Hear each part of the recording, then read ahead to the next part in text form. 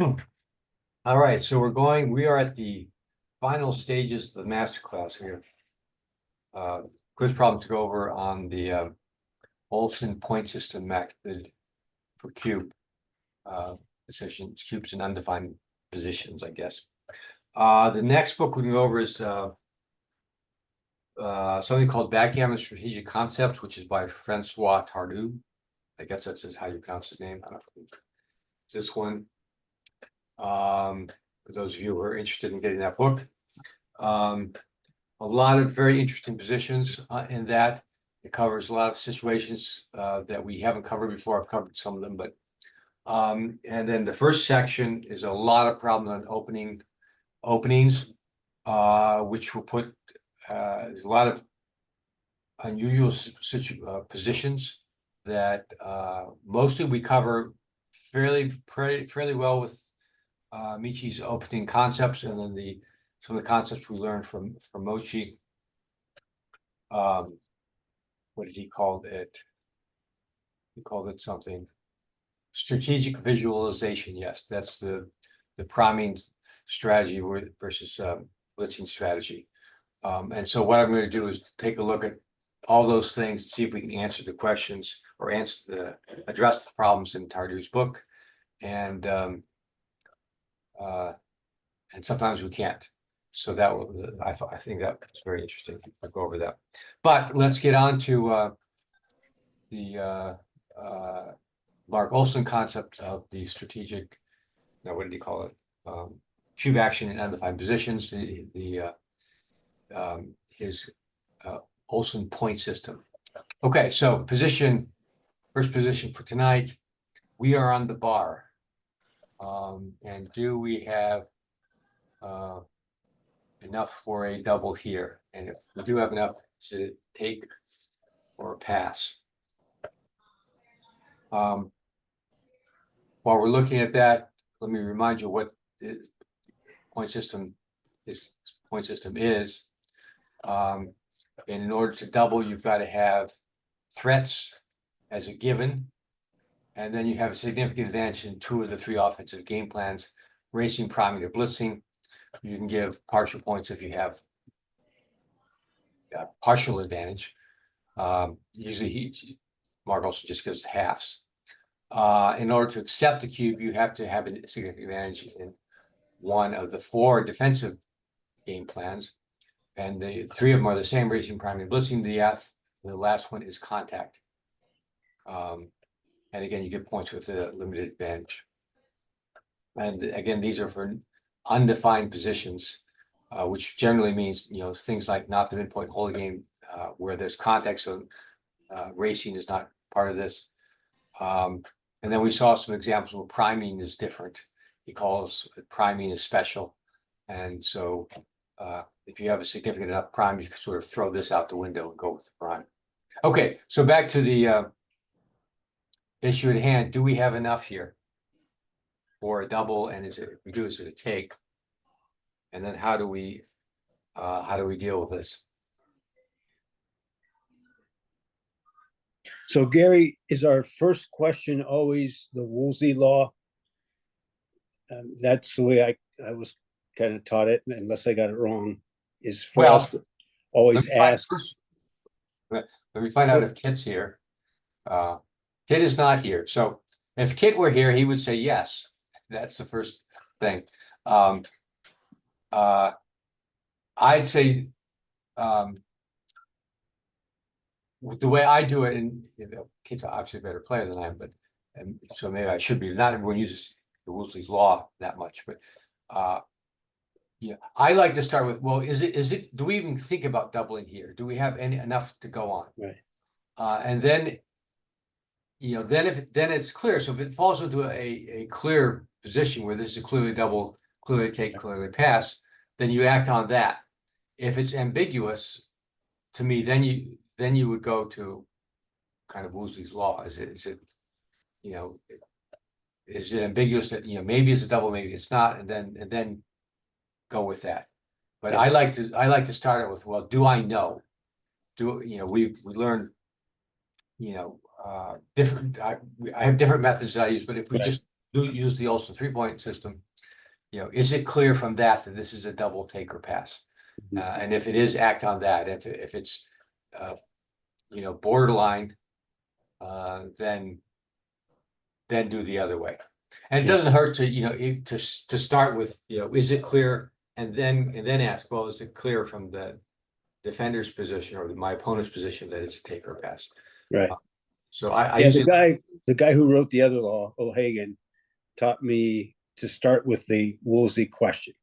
yeah, And if the answer is you're not sure that it's then double it automatically before you even do any of the other stuff. yeah. Well, yeah, I understand that position. I like to know first, is Okay. it clear? Is this a clear double take or pass? And if it is, I act on that. And then if I'm not clear, I go the other way, because otherwise, yeah, I guess maybe it gets around to the same thing. If you ask, is this a take? What you should do then to answer the question, is it a take, is do all the evaluation systems that and see if it is. Right. And that's what you should be doing. I mean, that's how you determine if it's a take, how you do that. So Yeah. I like to start with that. Well, you beat me in Novi, so I'll listen to you. Well, that I'll accept that, but that's not necessarily a good way to go about it. I mean, John O'Hagan beat me in Novi too, I think, but I've beaten him other times, so it's not. Yeah. He certainly has the advantage, but anyway, that's the way I would look at it. I mean, to me, it's a tool you should use. I don't think it's the first thing you use. I think it's the first thing is, what's probably the right answer? Given that we have certain tools that make it clear. Okay. Can be. I don't want to disrupt it anymore. Yeah. Okay. So let's go through the analysis here. First of all, let's do, do we have threats, race, blitz, crime? Mhm. And give it an evaluation. So let's do, for this one, let's start with, do we have, race is easy. Do we have race? Yes. We have race. Is it now? Yeah. So here's the part. Is it enough? It's 12. Mark Olson's, now the data pressure system, basically if you had 16, that was a full 1 for race. Here we got 3/4 that. The Mark Olsen system basically says if you have enough to double and drop, which is basically a 10% plus. So you have to have 14. The key count rule of 62 system says 10% plus 2. So, but around 10% is probably good for a 1. So that'd be 14. So we're not quite. We have good race lead, but it's not quite full race lead. Mhm. What about priming? But Gary, I'm sorry to interrupt you. Yeah. But Mark has this concept of half a point. Right. All right, Yeah. so would you say this is either 0 or 1, or would you say, oh, well, 12 pips, okay, well, that's 1/2 of a point. What would you say then? Well, I would say, I like the pressures. Well, I'd say this is like 3/4. And this type of thing where you get into Wolff's Law. We'll say we have 3/4, and so maybe we have, half and half and half for the other things. And so it's sort of ambiguous. You sort of have enough, but it's not really, it's not really a slam dunk. And so then you would go to ask, well, is my opponent going to drop this? And if it's not clear, then go ahead and double it. That's the way I think about it. So, let's do our evaluation and then decide, is it, I just want to know how you were going to weight it. So you're going to basically give this, in terms of toting everything up, according to Mark, you give this half a point, let's say? yeah. Yeah, well, he's not that precise, but yeah, he's giving half. He might give it 1. Okay. He doesn't spend a lot of time at that level of detail on it, as far as I can tell. Mhm. So, you know, if you gave this one 1, I think that would be probably okay. But you know, again, he's not that specific for it. His system doesn't seem to require that level of specificity. But anyway, let's give it race, a 1. Keep in mind, it's not quite yet 1, but it's close. Prime.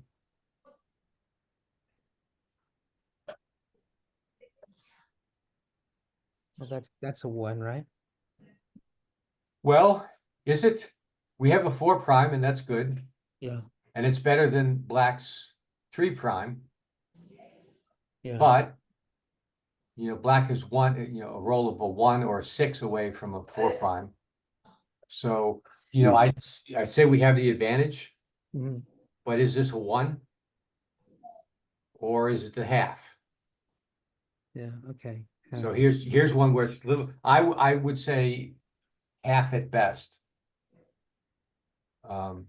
Because we're comparing our situation to the opponent's, right? Yes, it's the advantage in the game plan. So we certainly have the advantage of the prime because our 4 prime is already formed. But Black has a 3 prime and he slotted the 4th point to make it a 4 prime. So we Yeah. certainly have the advantage, but it's not like it's not like, he had this. And where I think we'd have a clear 1 in that. Right. He's almost there. Okay, so let's give it, say, a half. What about Blitz?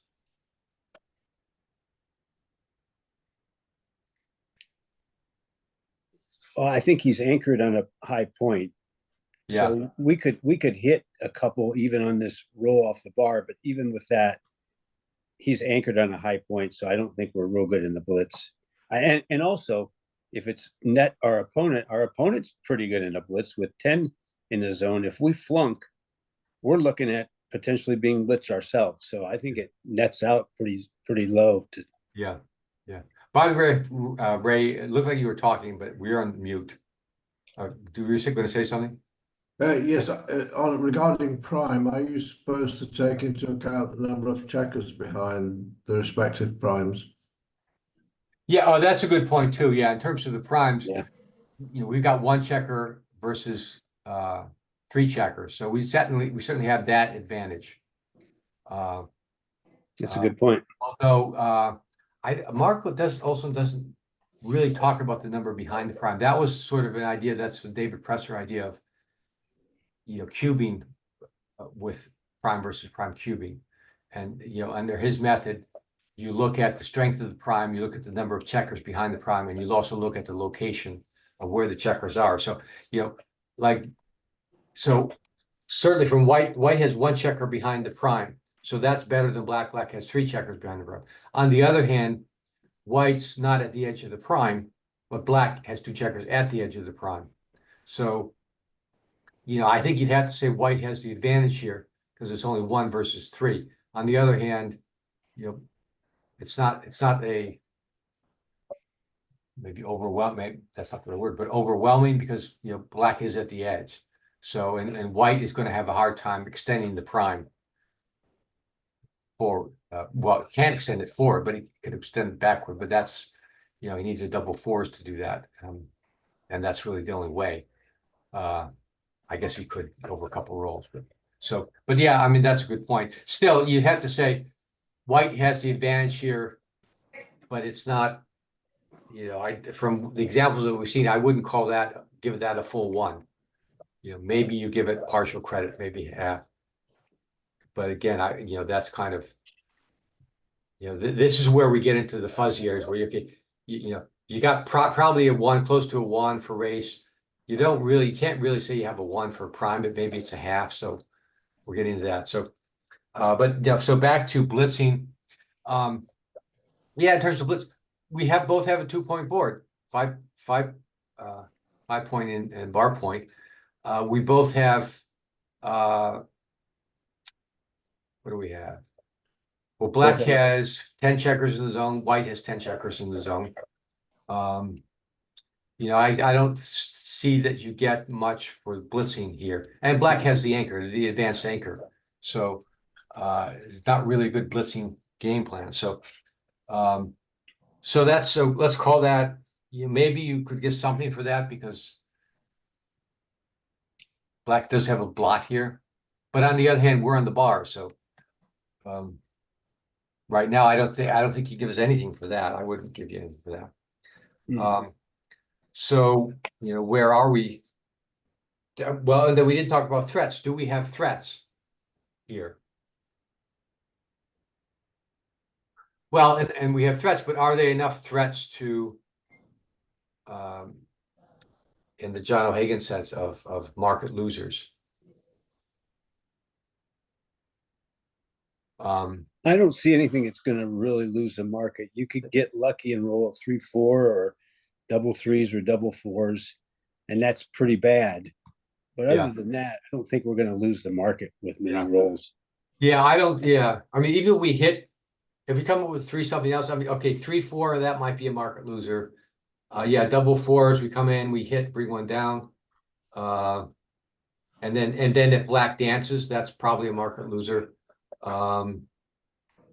But like a 3-6, maybe if black dances. But again, there's only four dancing numbers here. Right. So, probably not. So, we've looked at three or four rolls that are good, but they're also the anti-jokers, five, double sixes, double fives, 5-6. There's four numbers that, crash. Right. So, yeah. So what's the verdict here? Double take, no double. No double.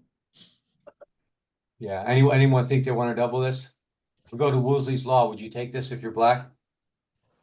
Oh, yeah. Yeah. Yeah. Yeah, I don't, there's just not enough here. No double take. Which is, The point about that we got the, you just need O'Hagan's rule to get answer this question very quickly. Even that's sort of the end of it. You don't need this more complicated analysis because we're nowhere near enough market losers. yes, yeah, and that's in the book. That's the point Mark Olsen emphasizes, is that there aren't market losers. He points out that even if you put, a checker here, so you don't have the anti-jokers, it's still not enough to double. Now it's borderline, but your threats are much better here. Now the double fours get you a 4-point board. Double fives and double sixes also get you a 4-point board and things like that. So yeah, so you could start off with saying, well, then we don't have enough threats, and that would be the end of it. But I think sort of as a discipline, it really helps to go through the whole analysis. Now maybe over the board if you're playing against the clock, and if you sort of internalize this system, then you can see right away, okay, I don't really have a blitzing game plan. I have something of a priming, but it's not great. And I have a little bit of a race lead, but it's not great. So that, automatically you can say, well, that's not enough. And I don't really have any, that many threats. The problem often is that I find it's the threats that are difficult to assess, whether it's enough. But it's often the case that it is. Not always, sometimes it's obvious, but it's often the case that is. So in this case, yes, if you could look at it right away and say, we don't have the threats to begin with, you could just stop right there. But again, we're learning the system, so let's go through the whole thing systematically. I think that's a good practice anyway. Just if even when you think it's pretty obvious what it is, it doesn't take more than another 10 seconds to evaluate all the criteria. Because I know what I find is I'm looking at one thing and then I decide now that's a go, and then I've forgotten something else that may have changed, or maybe it wasn't so good to begin with. It doesn't hurt to go back and go through it again. Harry, this no double you've got, shouldn't the white checker be on the bar rather than on the 1 Yes, point? well that was the original position. Oh, sorry. I put it here because Mark also gives this example where, okay, What- we're what- wondering here, are there enough threats? And there aren't. But there aren't even enough threats if you put them there. Oh, And yes. that's a better position because now you Oh, got sorry, direct yeah. sixes. And two, so that's, there are a lot more threats from here, Right. from the bar. Okay, let's go on to the next one.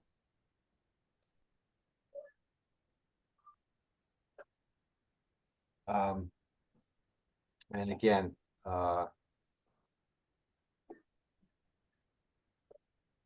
take a few minutes to look at it, but let's go through the criteria again.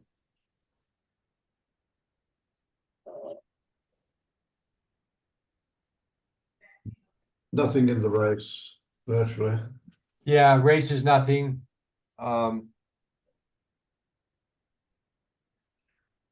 Yeah, and this, yeah. Yeah, if you, when Mark's Olsen's discussions, he says, well, well, we'll get to that in the end, but he said you might give a half for this, but that's pretty suspect for race. Certainly it's not a 1. We could call the last example a 1, and that would be sort of loosely true, but this one we couldn't really call it a 1. And half is even a stretch, I would think. So yeah, race, I would give it a 0, but maybe a little bit. Priming, Yes, 1. So if you have a potential for improving your prime, do you count that as a positive? yeah, that's positive, but the way I would look at it is, okay, black has nothing or even 2-point prime. Now we have 3 points that can form a prime, and to your point, and there are rolls that will get us this 5-point. You've got double 1s, a 3-1 are good. Even a 2-1, we break the bar, but we would make the 5-point, double 4s, double 2s. Don't extend the prime, but they give you the 5-point.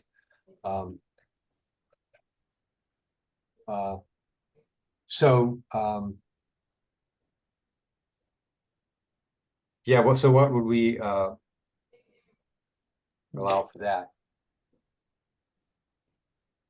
Would a half be a good answer? Yeah, well, that's the answer that Mark Olsen gives. I would have thought that this is between half and 1. But yeah, certainly we can certainly give something here. 3-point versus 2-point, and we have the chance to extend it with something other than joker rolls. They're not, it's not a lot, so maybe it's not a full 1, but it's something. Okay, what about blitz?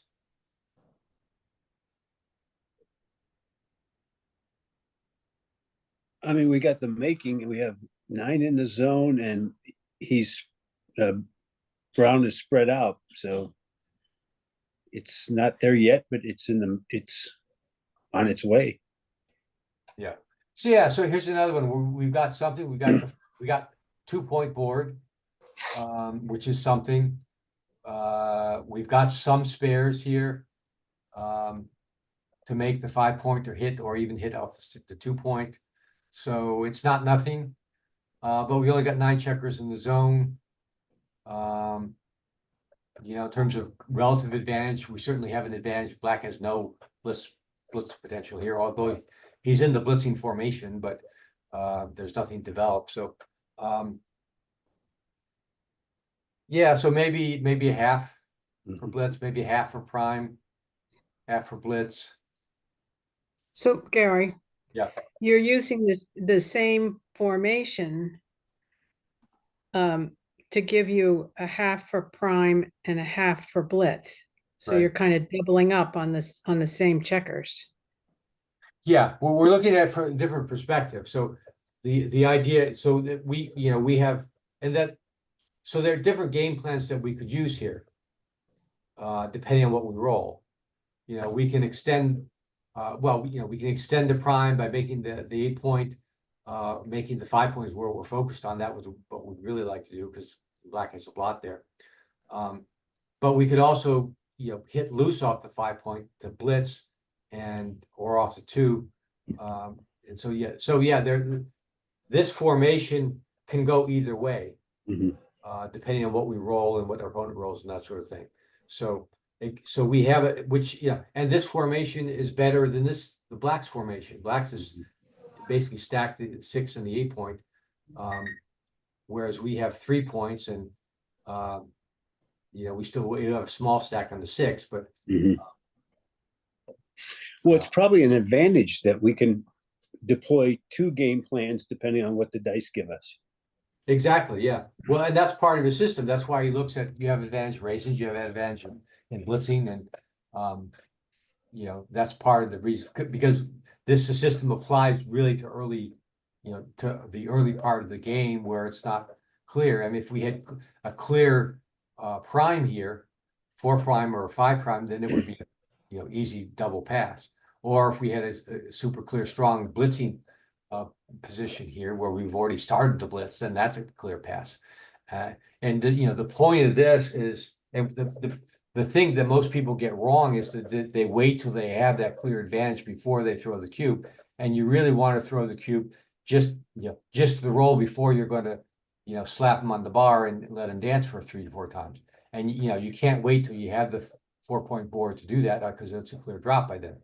So when you have these advantages in both blitzing and priming, that's a pretty big, that's a good advantage. Then we go back to what Raymond was saying, that, are you gonna lose your market? What are the chances of losing your market here? Yeah. Well, let's go back to threats here. That's where the threats come in. Do we have enough in the way of threats?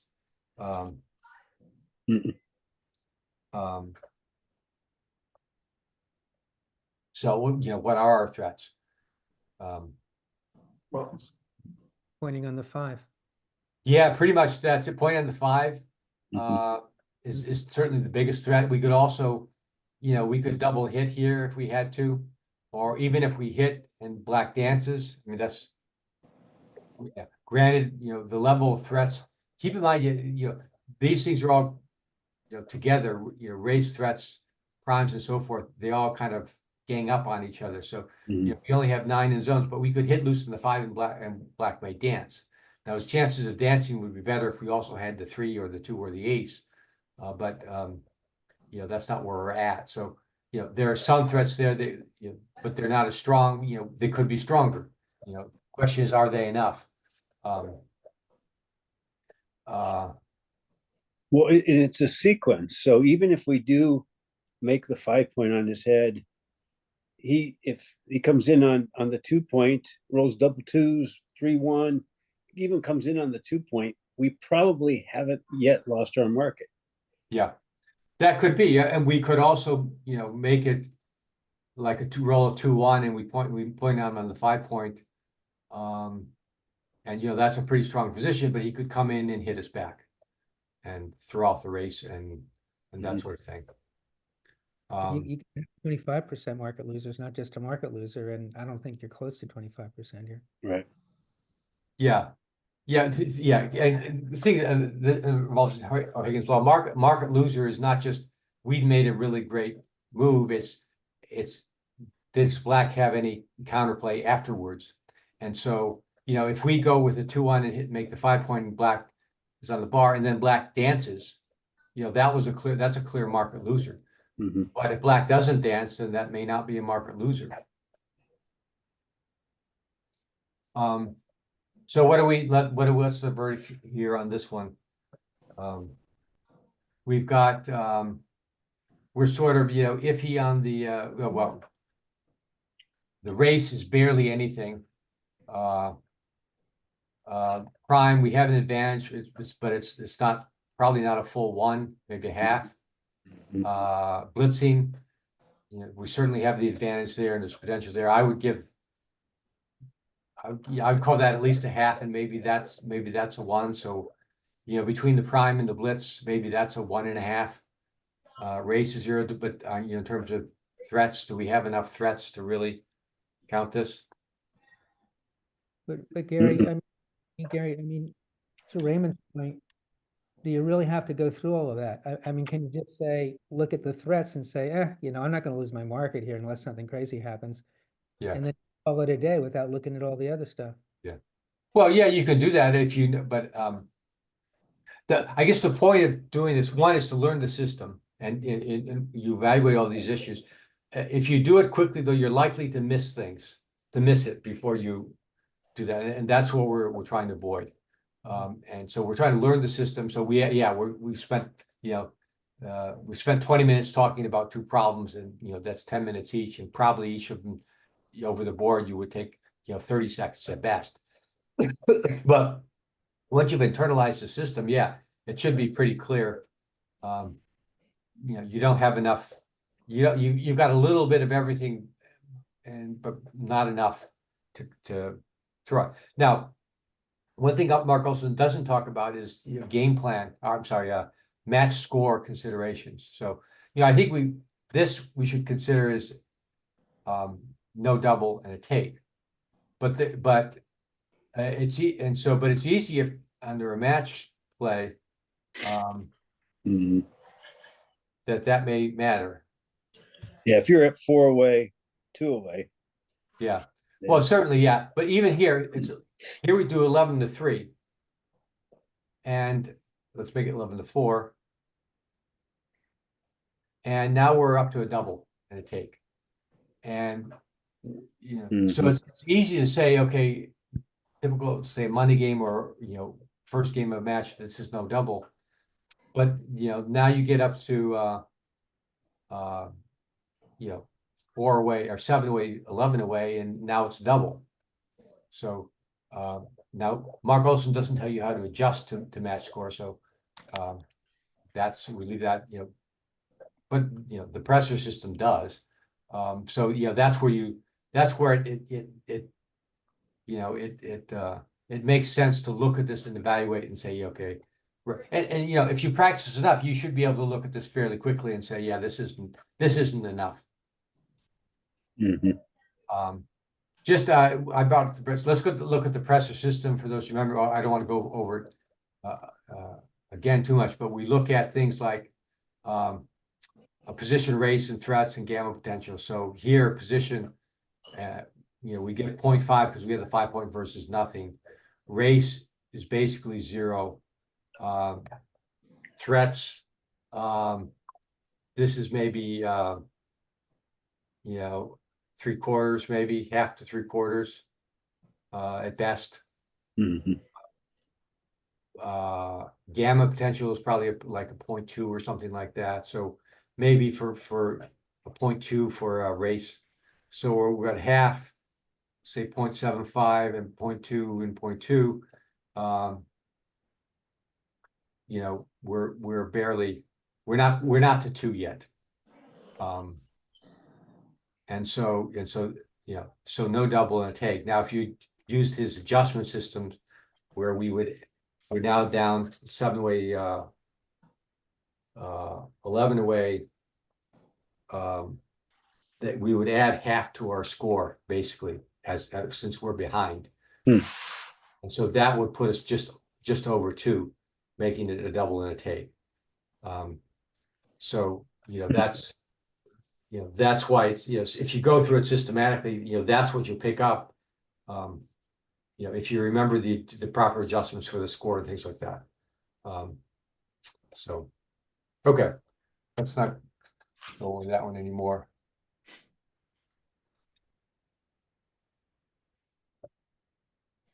All right, here's an interesting one.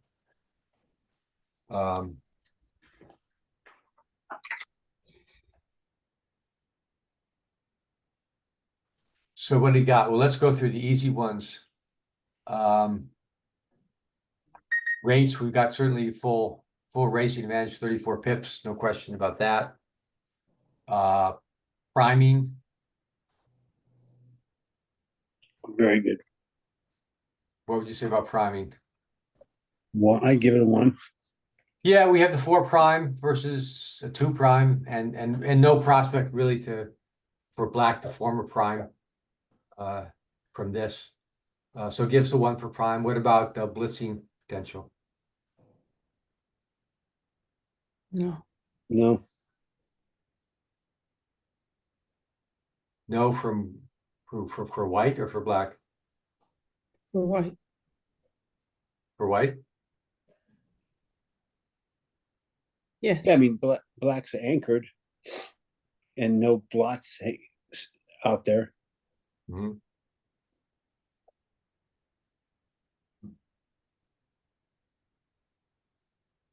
Yeah, well, okay, that's an argument against it. What's the argument for blitzing? A point for blitzing here?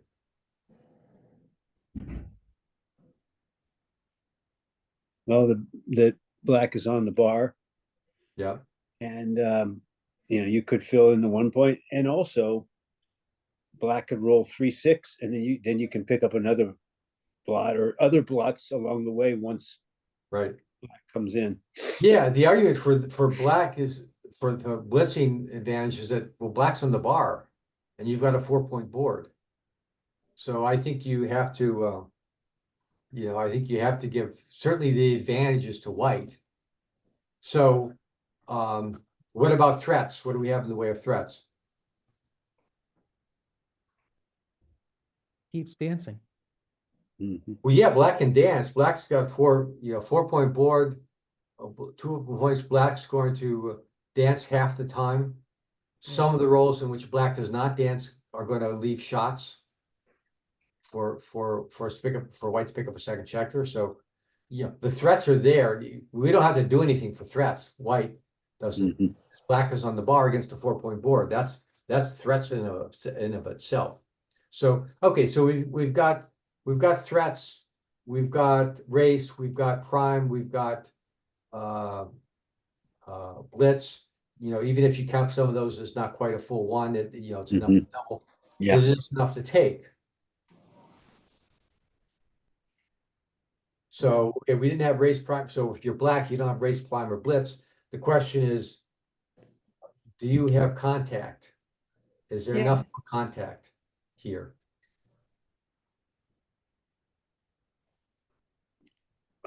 I think black is always going to be taking with having got the 3 points, and there's such a long way to go.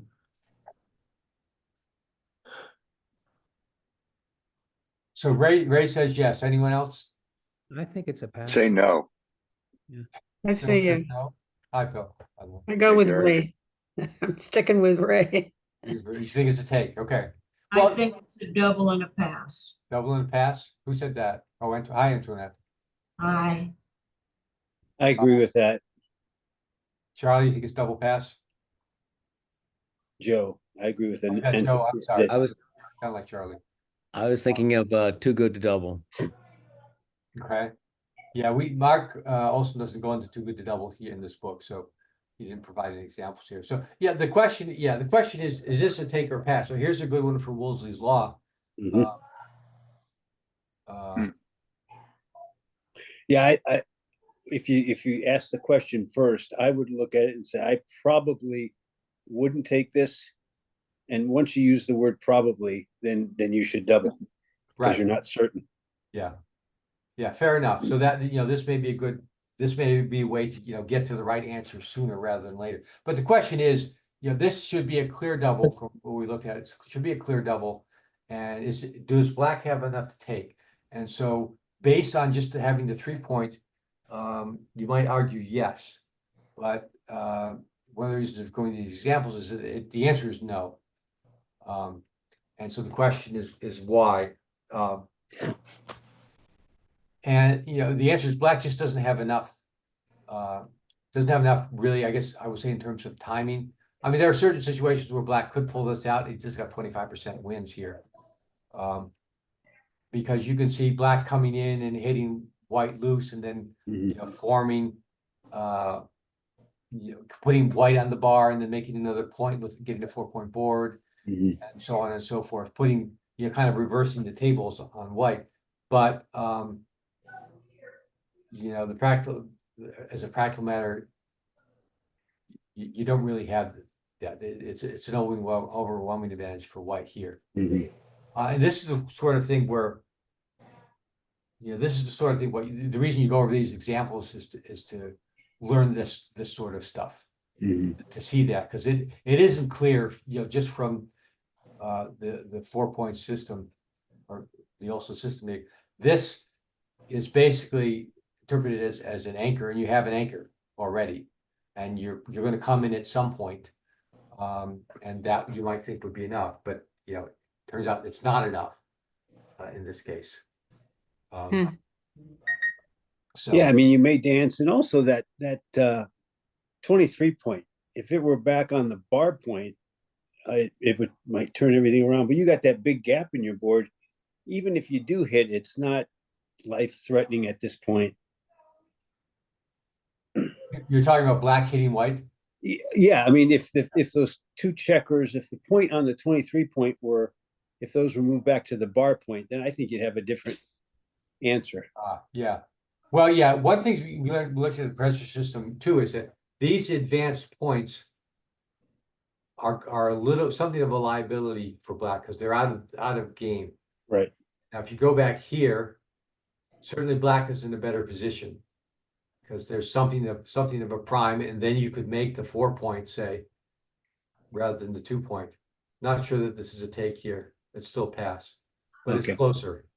And you can see that, you go from 25% wins to 29% wins.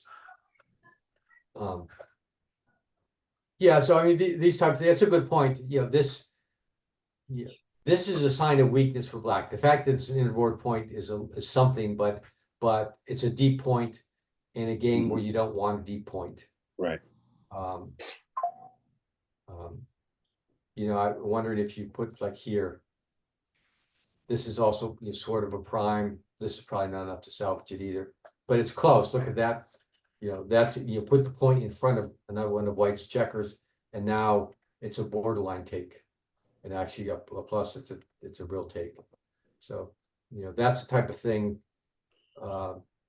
That's hard to say hard to tell when you're looking at it as, do we have enough in the way of contact? So the 3-point is usually a sign that you do, but you also have to look at the rest of the structure.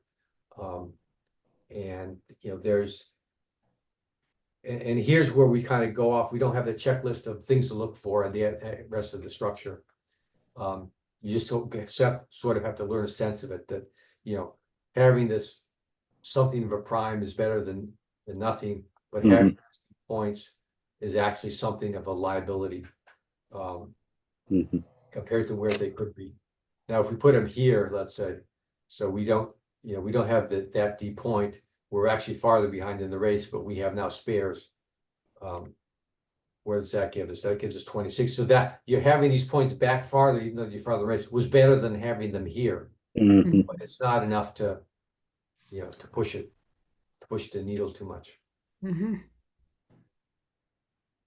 All right, well, let's leave it at that for today. We'll do the last set of problems next week. Or not next week, the next time. Then we'll be done. Stuff. Okay, thanks. Bye. Thank you, Ann.